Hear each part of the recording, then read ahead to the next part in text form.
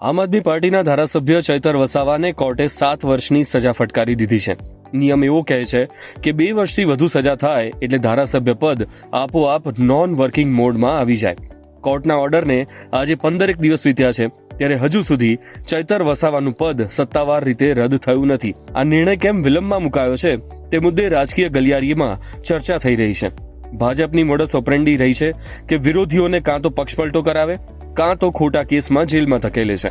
ચૈતર વસાવાના કિસ્સામાં પણ કંઈક આવું જ બન્યું છે, પણ ભાજપનો આખો ખેલ ઊંધો પડે તેમ છે. આ જોતા આ કિસ્સામાં ભાજપ સરકારે તેલ જુઓ અને તેલની ધાર જુઓની નીતિ અપનાવી છે. રાજકીય ગલિયારીમાં ચર્ચા છે કે નર્મદા જિલ્લામાં આપનું રાજકીય પ્રભુત્વ વધ્યું છે. એટલું જ નહીં, ભાજપના રાજકીય પેંતરા વચ્ચે પણ ચૈતર વસાવા નર્મદા જિલ્લા પંચાયત કબજે કરવામાં સફળ રહ્યા છે. આ જોતા ભાજપે ચૈતરના વિજય રથને રોકવા માટે ચૈતર વસાવાને કેસરીયો ખેસ પહેરાવવા અથાગ પ્રયાસો કર્યા છે.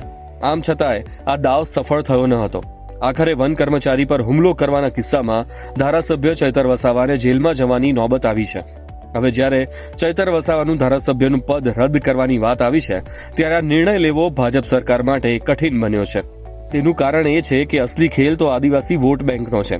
ચૈતર વસાવા આદિવાસી વિસ્તારનો મોટો ચહેરો છે. જો ઉતાવળમાં ધારાસભ્ય પદ રદ કરવામાં આવે અને ડેડિયાપાડાની પેટાચૂંટણી જાહેર થાય તો આદિવાસી મતદારોની સહાનુભૂતિ મેળવી ચૈતર વસાવાની પત્નીને ઉમેદવાર બનાવી ચૂંટણી જીતી જાય એવા ઉજળા સંજોગો છે. આ જ વાતની ચિંતા શાસક પક્ષ ભાજપને સતાવી રહી છે. ટૂંકમાં ધારાસભ્ય પદ રદ કરવાના કાયદાના પાલન કરતા રાજકીય નફા નુકસાનનું ગણિત વધુ દેખાઈ રહ્યું છે. એટલે જ કદાચ ભાજપ સરકાર પણ અત્યારે તેલ દેખો અને તેલની ધાર દેખોની નીતિ અખત્યાર કરી રહી છે. ચૈતર વસાવાને જેલમાં ધકેલવાનો રાજકીય કારસો પણ હવે ઊંધો પડે તેમ છે.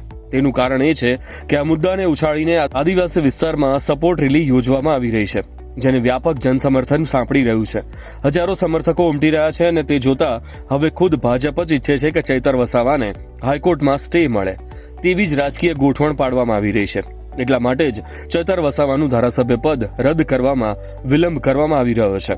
સરકાર દ્વારા ધીમી પ્રક્રિયા દરમિયાન ગુજરાત હાઈકોર્ટમાંથી સજા પર સ્ટે મેળવવામાં સફળ રહેશે તો ચૈતર વસાવાનું ધારાસભ્ય પદ બચી જશે.